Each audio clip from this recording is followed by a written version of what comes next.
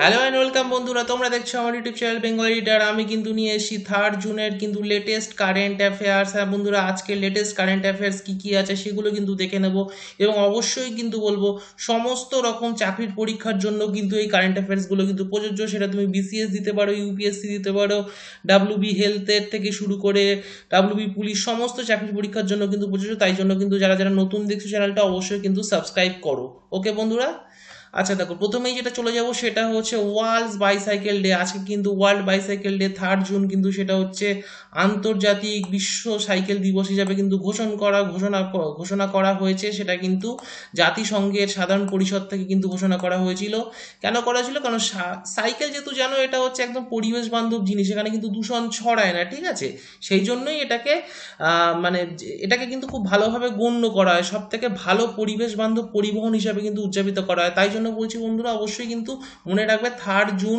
এটা কিন্তু খুব ছোট ছোট কোয়েশ্চেন কিন্তু কখনো কখনো দিয়ে যায়। 3rd জুন কিন্তু বিশ্ব সাইকেল দিবস, অবশ্যই মনে রাখবে।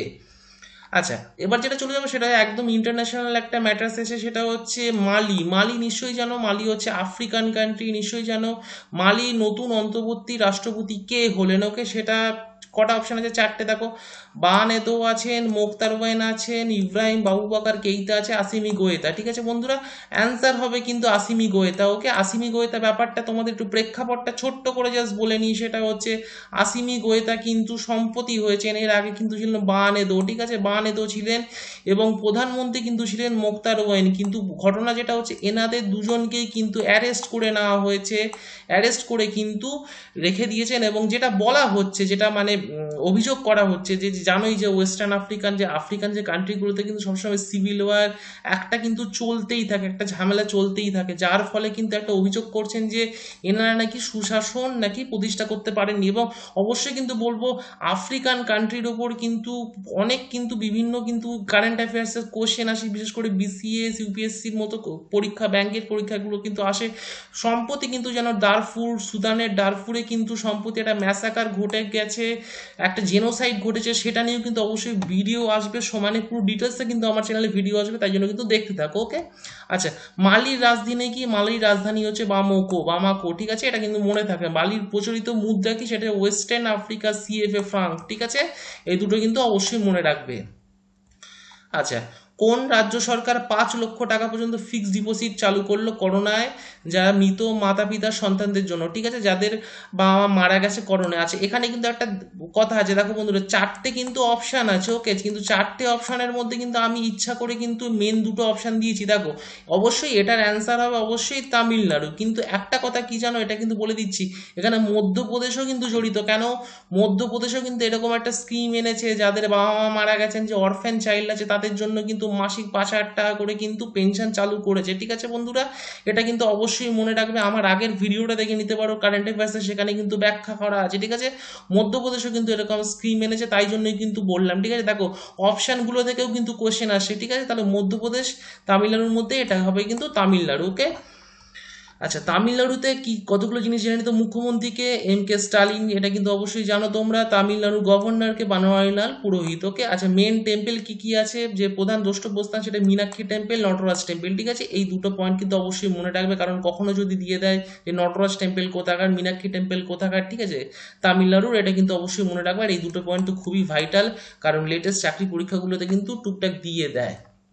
আচ্ছা, কোন রাজ্য সরকার সম্প্রতি প্রাইভেট হসপিটালগুলোর বিরুদ্ধে শাস্তিযোগ্য অপরাধ আইন আনলো অধিক মাত্রায় রোগীদের কাছ থেকে টাকা নেওয়ার জন্য চিকিৎসার নামে? ঠিক আছে, এটা কিন্তু লেটেস্ট একটা খবর, সেটা কিন্তু বলে দিতে, সেটা হচ্ছে বন্ধুরা অন্ধ্রপ্রদেশ। ঠিক আছে, অন্ধ্রপ্রদেশ সরকার কিন্তু এই নতুন একটা আইন এনেছে। বলা যায় আইনটা কিন্তু ছিল, সেটা কিন্তু আরো ইনক্রিজ করা হয়েছে। ঠিক আছে, যাতে বেআইনিভাবে না নিতে পারে। অবশ্যই জানো যে করোনার সময় কিন্তু রোগীদের প্রায় সর্বশান্ত করে দিচ্ছে, যে বিভিন্ন প্রাইভেট হসপিটালগুলো অবশ্যই তারিফযোগ্য, বলা যেতে পারে তারিফযোগ্য কিন্তু একটা স্টেপ নিয়েছে অন্ধ্রপ্রদেশ সরকার।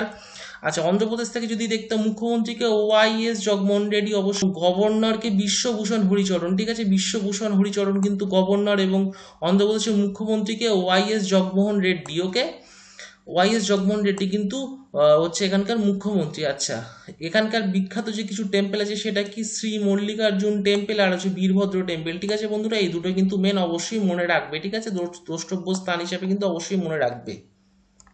আচ্ছা, এই বছর কোপা আমেরিকা কোথায় অনুষ্ঠিত হতে চলেছে? Argentina, Brazil, Colombia? অবশ্যই কিন্তু ব্রাজিল। তোমরা জানো বন্ধুরা আর্জেন্টিনাতে হওয়ার কথা ছিল কিন্তু সেটা পরবর্তীকালে ক্যান্সেল হয়ে যায়। প্রথমে ছিল কলম্বিয়া, ঠিক আছে। কলম্বিয়াতে কেন হয়নি? একটা রাজনৈতিক অস্থিরতা চলছে। তোমরা জানো ল্যাটিন আমেরিকান কান্ট্রিগুলোতে কিন্তু লেগেই থাকে। ভেনেজুয়েলা, যেটা কিন্তু খুব বড় নাম একটা, নিশ্চয়ই জানো বন্ধুরা। ভেনেজুয়েলা কিন্তু রিসেন্ট রাজনৈতিক অস্থিরতা কিন্তু চলতে থাকছে। অবশ্যই ভেনেজুয়েলার প্রেসিডেন্টের নামটা কিন্তু অবশ্যই তোমরা কমেন্ট বক্সে জানাও, ভেনেজুয়েলার প্রেসিডেন্টের নাম কি, ঠিক আছে বন্ধুরা, অবশ্যই কিন্তু জানাবে। ব্রাজিলে হচ্ছে, ঠিক আছে।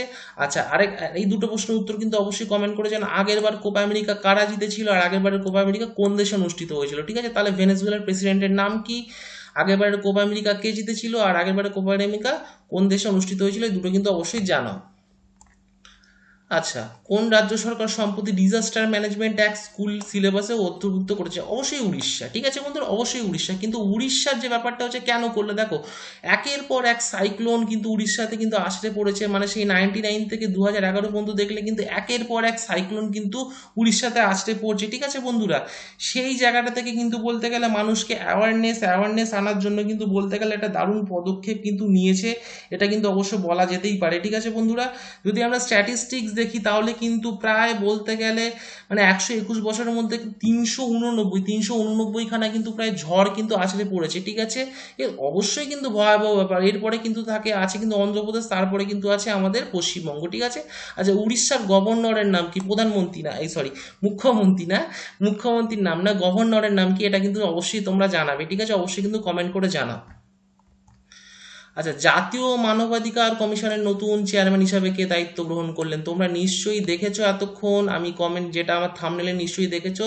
সেটা কি হবে অ্যান্সার? অরুণ কুমার মিশ্র। অরুণ কুমার মিশ্রটা কে?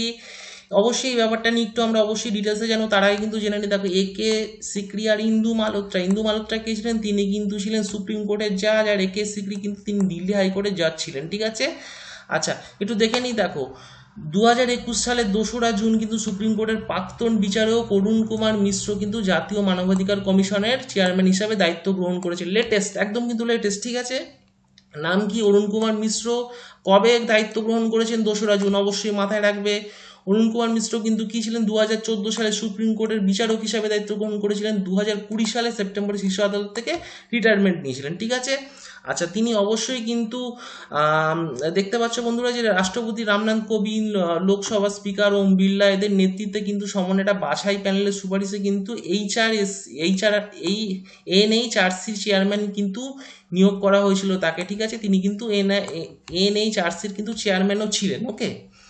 আচ্ছা, এখানে কিন্তু একটা ছোট ছোট প্রশ্ন আসে, সেটা কি? এনএইচআরসি একটা বিধিবদ্ধ পাবলিক সংস্থা, এটা কবে গঠিত হয় এটা কিন্তু অবশ্যই জানবে। সেটা হচ্ছে 1993 সালের 12ই অক্টোবর, ঠিক আছে। এটা কবে হয়? সেটা হচ্ছে 1993 সালের 12ই অক্টোবর, ঠিক আছে। এটা কিন্তু অবশ্যই মনে রাখবে, মানবাধিকার আইনে 1993 সুরক্ষা আইন দ্বারা এটা কিন্তু বিধিবদ্ধ। এই দুটো পয়েন্ট কিন্তু খুব ইম্পর্টেন্ট, ঠিক আছে। আচ্ছা, আরেকটা কি? অরুণ কুমার মিশ্র নিয়োগের আগে মানে তার আগে কে ছিলেন? সেটা হচ্ছে এইচ.এল. দত্ত, ঠিক আছে। এইচ.এল. দত্ত ছিলেন কিন্তু এই হিউম্যান রাইটস কমিশনের কিন্তু চেয়ারম্যান ছিলেন, ঠিক আছে। তিনি কিন্তু 2020 22শে ডিসেম্বর কিন্তু তার মেয়াদ শেষ হয়ে গেছে, ঠিক আছে। তাহলে বন্ধুরা বুঝে গেলে কি পয়েন্ট কোনগুলো।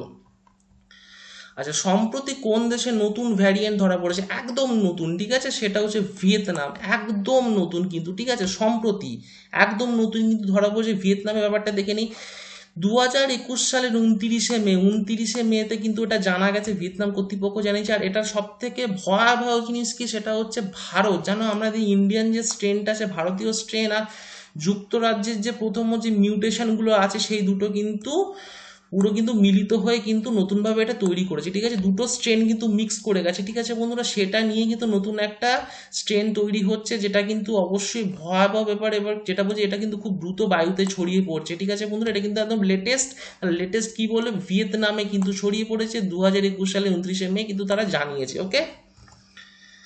মন্ত্রিসভার মিনারেল রিসোর্স সেক্টরে সহযোগিতার জন্য ভারত ও কোন দেশের মধ্যে সমঝোতা স্মারক অনুমোদন দিয়েছে? ঠিক আছে বন্ধুরা, কোন দেশের মধ্যে একটা মানে যে সমঝোতা হয়েছে মিনারেল রিসোর্স অ্যান্ড সেক্টরের সহযোগিতা, সেটা কোন কোন দুটো দেশের মধ্যে? সেটা হচ্ছে আর্জেন্টিনা, ঠিক আছে বন্ধুরা। আর্জেন্টিনা আর ভারতবর্ষের মধ্যে কিন্তু এটা নতুন একটা স্মারক মানে কিন্তু স্বাক্ষরিত হয়েছে, ঠিক আছে।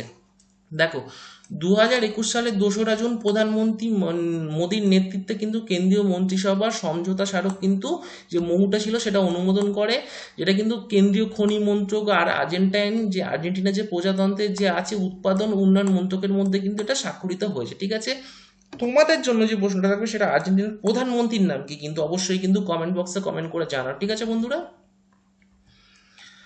আচ্ছা, এখানে যেটা একটা খবর জানতে পারছি সেটা হচ্ছে সিএসআইআর ন্যাশনাল, সেটা আছে সিএসআইআর ন্যাশনাল কেমিক্যাল ল্যাবরেটরি যেটা আছে, তারা কিন্তু নতুন একটা জিনিস তৈরি করেছে, সেটা হচ্ছে কি প্রাকৃতিক তেল ব্যবহার করে কিন্তু প্রাকৃতিক তেল ব্যবহার করে জীবাণুমুক্ত করার জন্য স্বস্তিক, ঠিক আছে, স্বস্তিক নামে কিন্তু নতুন একটা কৌশল চালু করেছে, যার ফলে কি হচ্ছে এটা জলবাহিত রোগগুলো যেগুলো আছে সেগুলোকে কিন্তু দমন করা যাবে। ঠিক আছে বন্ধুরা, বুঝতে পারছো এটা জীবাণুমুক্ত করার কিন্তু কাজ চলছে। দারুণ কিন্তু একটা উদ্যোগ বলা যেতে পারছে। সিএসআইআর এর ফুল নেম কি সেটা কিন্তু অবশ্যই দেখে নিতে পারছো, council of scientific and industrial research. তাহলে বন্ধুরা অবশ্যই মনে থাকবে তোমাদের council of scientific and industrial research. ঠিক আছে বন্ধুরা, তাহলে এটাই ছিল কিন্তু আজকের তাহলে আমাদের যা কারেন্ট অ্যাফেয়ার্স, তোমরা কিন্তু অবশ্যই দেখে নিলে। আর অবশ্যই বলবো চ্যানেলটা কিন্তু সবাই সাবস্ক্রাইব করো, যারা নতুন দেখছো একটা করে কিন্তু অবশ্যই লাইক করে দাও। দেখা হচ্ছে নেক্সট ভিডিওতে। ভালো থাকো, সুস্থ থাকো।